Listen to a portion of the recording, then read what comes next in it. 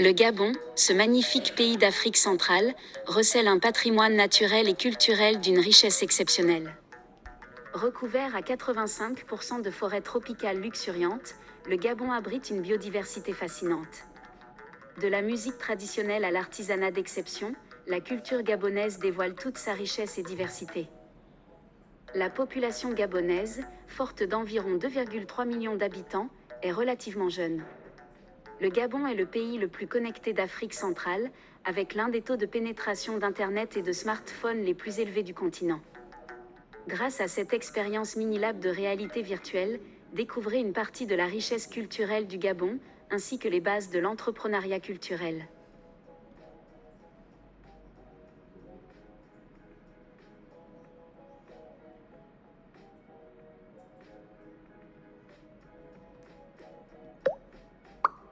Bienvenue au musée du Gabon. Différentes activités vous sont proposées. Cliquez sur une bulle pour commencer une activité.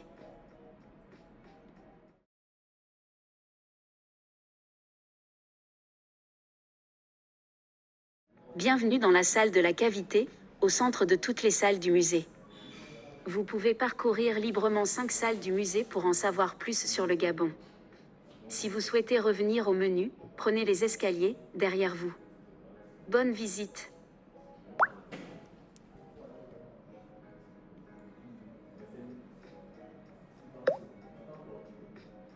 Bienvenue dans la salle dédiée à la faune.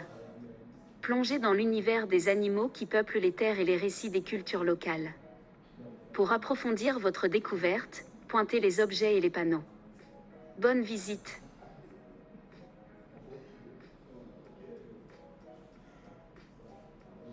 Coquillages percés, éléments organiques utilisés comme décoration et certains comme instruments de musique. Organes prélevés sur des animaux, les dents peuvent servir pour faire des colliers ou de la décoration. Selon les types de colliers, ils peuvent pour certains être portés par des chefs et constituer des attributs de pouvoir.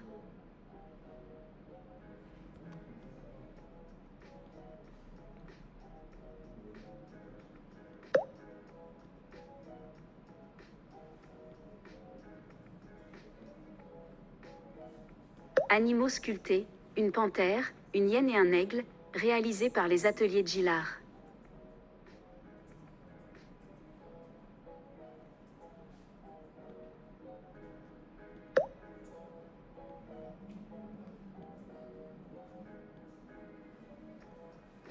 La corne d'appel Gambomba, du groupe ethnique Stogo, est utilisée pour appeler les adeptes après chaque pause au cours de la cérémonie. On peut également l'entendre retentir, c'est la voix de Nzambkana, un ancêtre primordial qui invite les ancêtres à rejoindre l'assemblée. La corne peut être également utilisée comme attribut de pouvoir, surtout lorsqu'il s'agit d'une défense d'éléphant. Le broyeur de groupe ethnique Fan est un outil pour écraser les aliments. La peau de civette, de groupe ethnique Stogo, comme celle d'autres animaux, est portée ou accrochée sur le mur lors des cérémonies. Elle protège des mauvais esprits et des mauvais sorts. Elle sert également de guide à celui qui l'arbore dans la visite vers l'autre monde.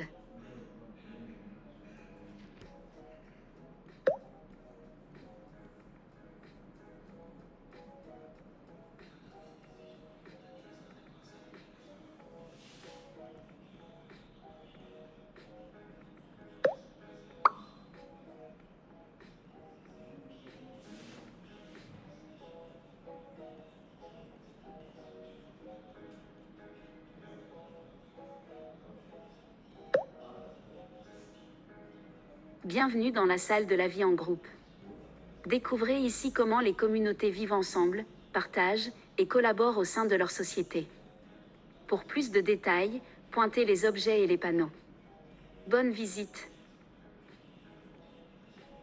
Du groupe ethnique Stogo, Eango est un poteau central de forme anthropomorphe.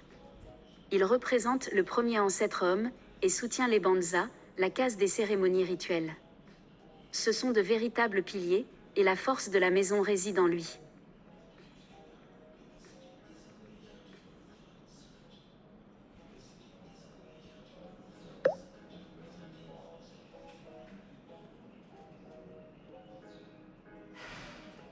Un objet culturel est un objet actif opérant sur l'ensemble d'un groupe de manière visible, mais la plupart du temps de manière invisible. Les objets culturels ont une fonction précise reconnue par l'ensemble d'un groupe ou par un groupe d'initiés.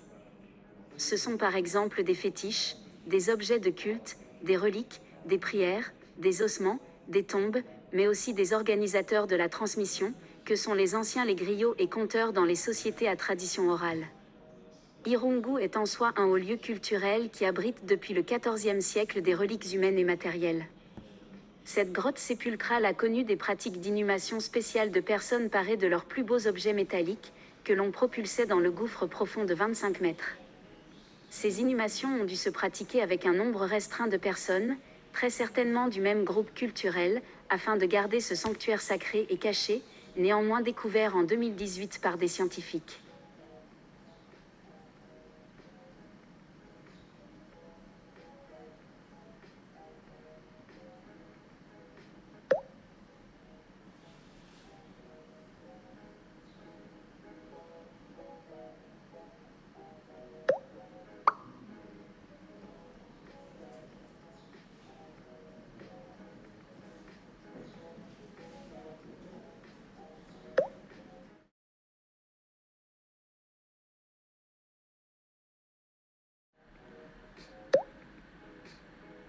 Cette salle d'exposition est pour le moment vide.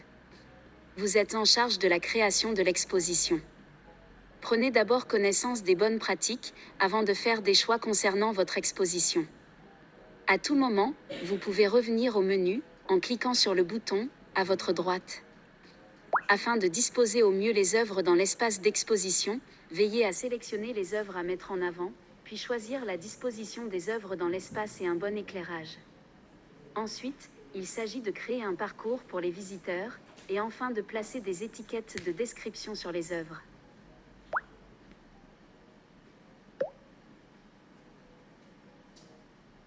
Voici les 10 œuvres qui doivent être mises en avant dans l'exposition. Maintenant, choisissez comment vous souhaitez les disposer dans l'espace, par origine ethnique ou par typologie d'objet.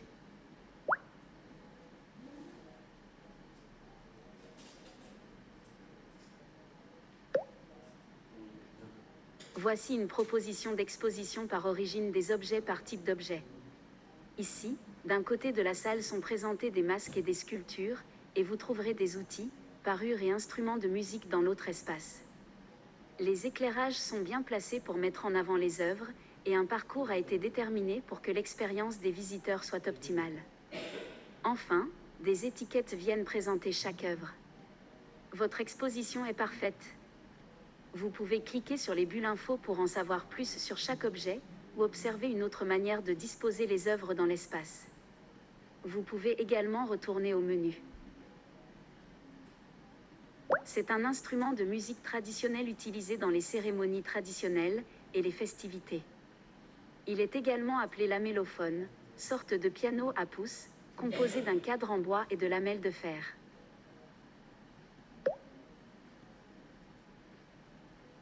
Appelé aussi ngomo, c'est un instrument de percussion, sculpté dans un tronc d'arbre creusé, et recouvert d'une peau de chèvre ou d'antilope. Il est utilisé pour les cérémonies traditionnelles, rites d'initiation, ou encore rituels funéraires ou de guérison.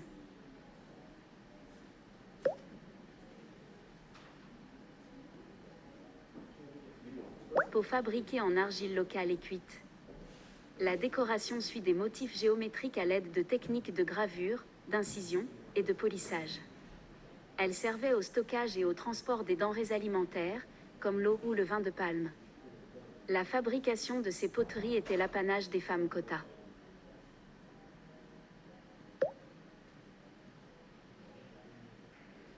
Sa fabrication est ancestrale.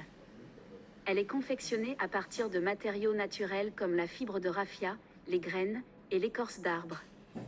Les graines noires représentent le pouvoir et la force, et les rouges la vie. Elle est utilisée à l'occasion de cérémonies traditionnelles importantes, et donne un statut particulier aux porteurs.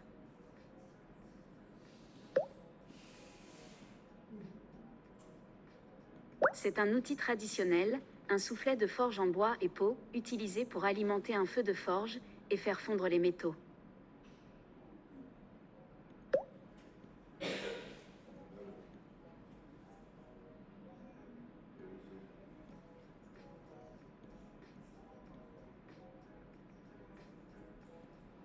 Masque utilisé lors de cérémonies et rites initiatiques ou funéraires traditionnels.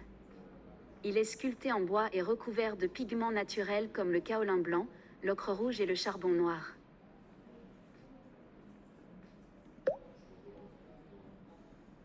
Sa fabrication suit des techniques ancestrales de sculpture sur bois. Il est peint à l'aide de pigments naturels comme le kaolin blanc, l'ocre rouge et le charbon noir. Il incarne les forces spirituelles et il est utilisé lors de cérémonies traditionnelles ou rites d'initiation.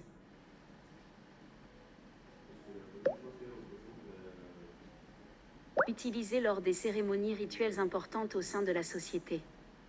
Sculpture en bois dur pouvant mesurer jusqu'à 1 mètre.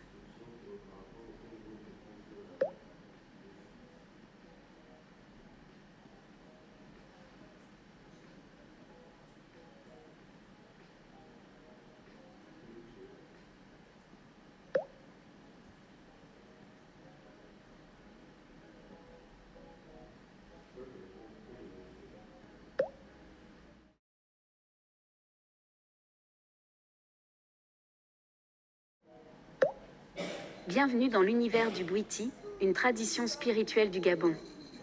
La danse est essentielle dans les rituels Bwiti. Les danseurs portent des ornements traditionnels, comme la peau de moussingi, le mounyangi, le soké ou encore le mugongo. Leurs mouvements fluides évoquent les esprits et créent une connexion puissante entre l'initié et son univers spirituel. Durant ces rituels, les participants puisent dans la sagesse millénaire du Bwiti. C'est une célébration de la vie, de la nature et de la spiritualité, révélant la richesse d'une culture vivante au cœur de l'Afrique centrale.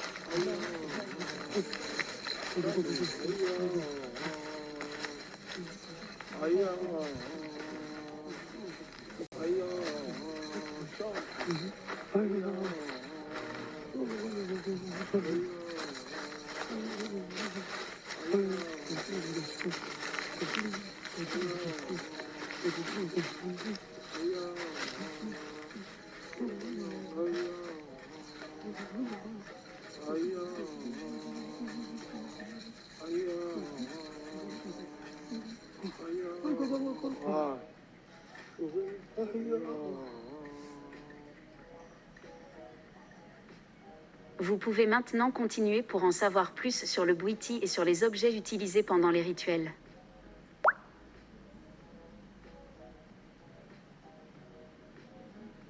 Pour en apprendre davantage sur le Bwiti, cliquez sur la bulle vidéo ou touchez les objets du danseur pour en savoir un peu plus.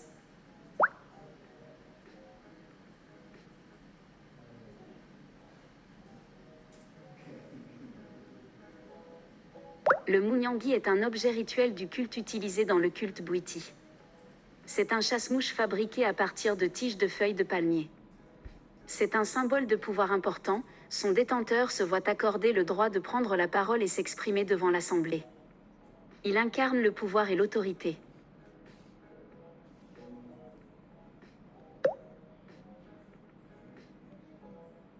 Le soké, ou soki, est un instrument de musique sacré et traditionnel du Gabon. Le soké est un hochet en bois sculpté, tenu dans la main droite par les initiés lors des cérémonies rituelles, dont le son rythmique accompagne les chants et les danses ancestrales.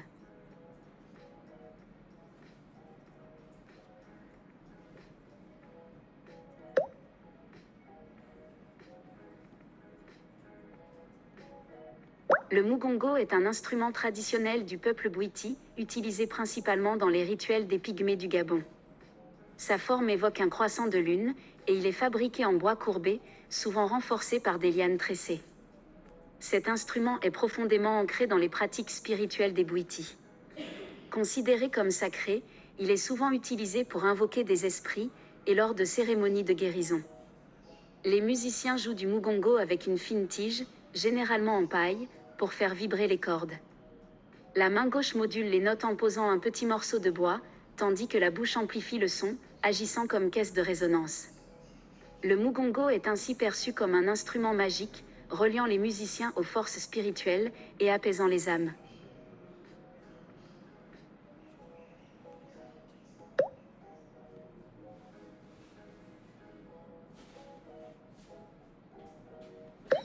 Bonjour, je suis un Ima de Bouti d'Issumba. L'Issumba à la base qui est la mère de toutes les cultures gabonaises. Vous êtes là, dans mon domaine, voici mon temple. Et il faut d'abord préciser que le Bouti prend sa source dans le sud, pratiqué par un peuple de la forêt, appelé les Pygmées, qui ont fait des transmissions à des Apindji et des Michogo. Le Bouti, c'est une danse qui se pratique la nuit. Danse qui se pratique la nuit, et il y a plusieurs types de cérémonies. Il y a des cérémonies d'initiation, il y a des cérémonies de retrait de deuil, il y a des cérémonies de réjouissance. Et pour faire en sorte que cette cérémonie se manifeste, l'homme bouddhiste initié a besoin de certains accoutrements.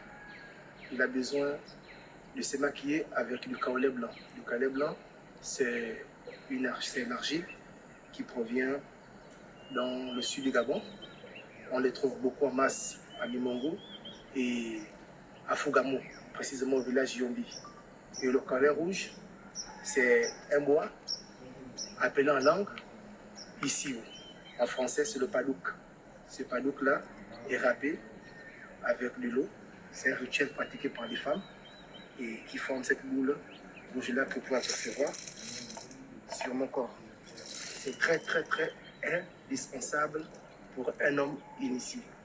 Ça représente la vie.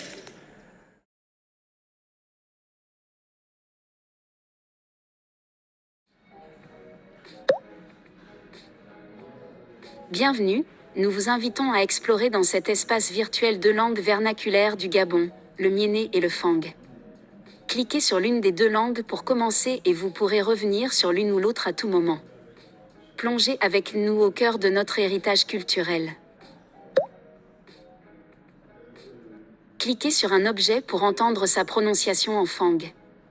Une fois que vous les aurez tous écoutés, vous pourrez accéder à deux exercices. Vous pouvez également revenir au menu ou découvrir la langue miéné. Et soit au Kang, au Fumu, Kop et Loum.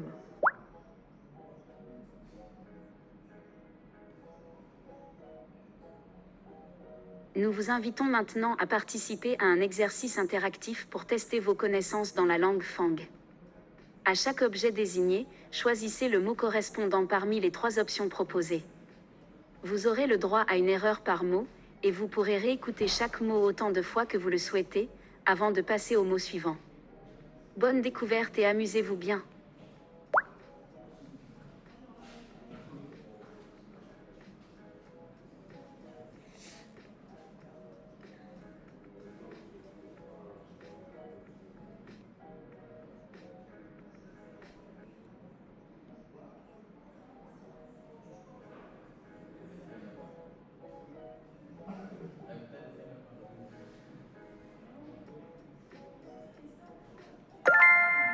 Et soit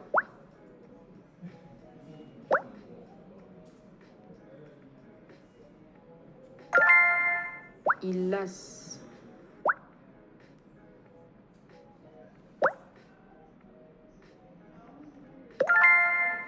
Kop,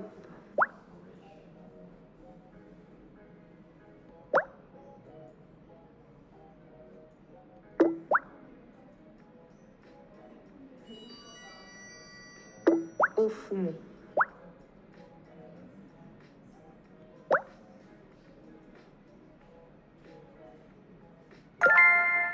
Tok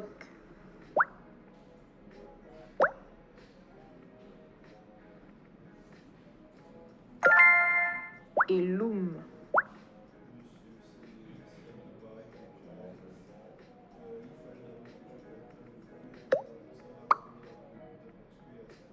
Bienvenue, Nous vous invitons à explorer dans cet espace virtuel deux langues vernaculaires du Gabon, le Miéné et le Fang.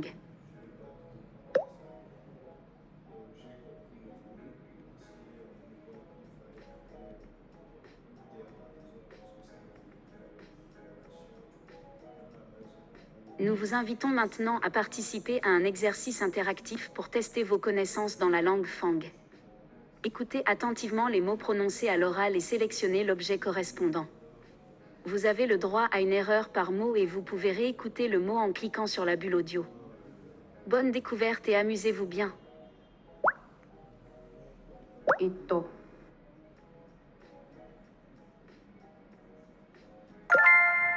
Étau. Chaise. Toc.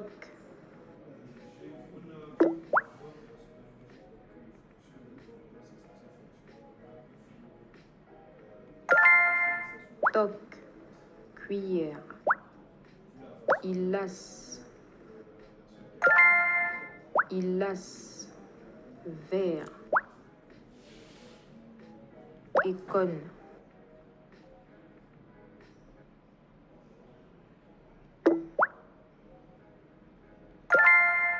Éconne. Banane.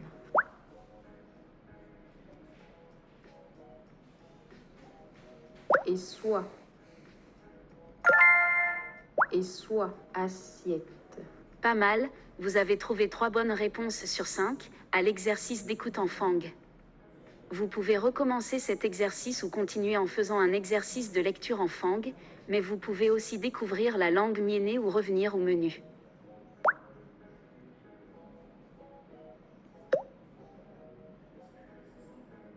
Bienvenue, nous vous invitons à explorer dans cet espace virtuel deux langues vernaculaires du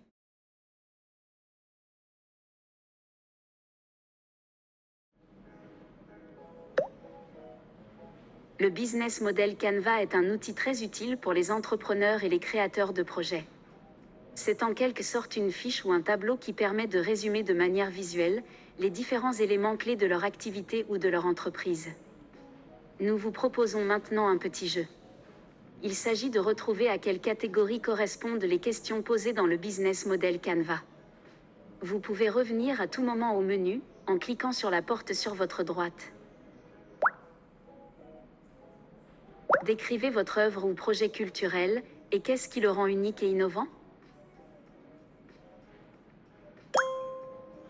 Qui sont les consommateurs de votre offre ou votre œuvre culturelle?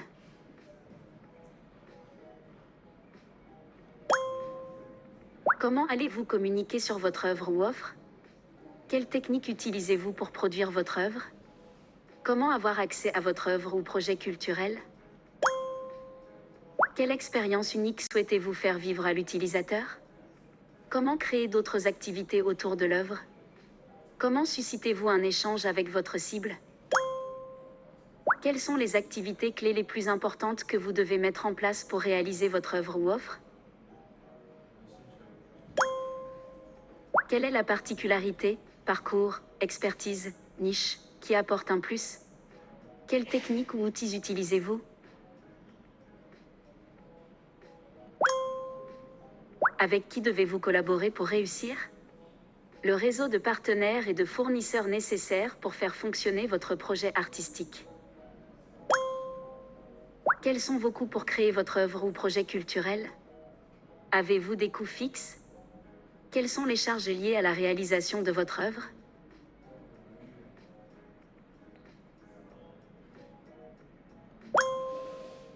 Comment allez-vous gagner de l'argent? Les différentes façons par lesquelles votre projet artistique générera des revenus. Quel est l'impact de votre œuvre ou projet culturel?